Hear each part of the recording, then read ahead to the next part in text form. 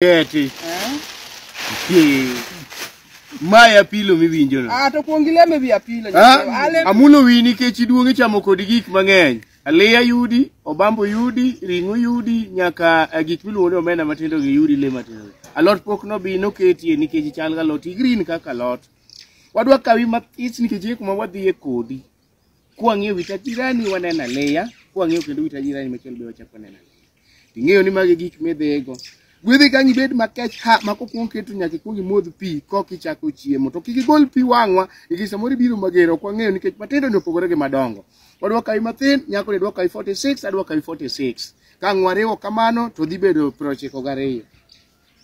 Gwedhe duto te kapok wakawo nikech ingo mwa dhi e kodi jinguoth Yesu nani gete ing'wedo mana matin nikech apani jobruaris nyo kawe mane nang'one mane no wang'a koso mane nang'o mama ten Milumb maje chiyo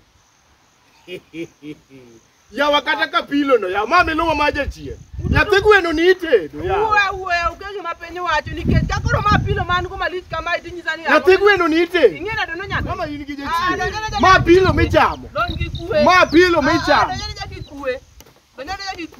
gweno no thin mok cham mama Milumb marach Milumb ni koro di extra Milumb en Milumb kenga mudhi ora weche manono weketa godo an kaka ni chunyo sa amwa kapinda makawuono ni apilo ni manyaka cham go gweno ni maonge tugo an bila manono kadwa kendo tugo midwa keto koda ka rit malongo bende onge no mano gimo kinyal timore dala ka gweno michamo kapilo binge gweno ma michamo kapilo ya wato ini ka Milumb no en Milumb je chien mama ya mama mai timo marach gweno ni ok cham we apilo kinyal timore gweno ni ok cham mama ma kinyal chamo kapilo gweno ni mondo dhi kuma dhi we cham kapilo ora tim ndana apilo bocheke badala mama timi ma gweno apilo bocheke badala ma gweno yo kinyal chamo kapilo makate kan mabe ni dala mada we mani ja Milumb kama nyathi gweno to kinyal chamo kapilo to wan dala.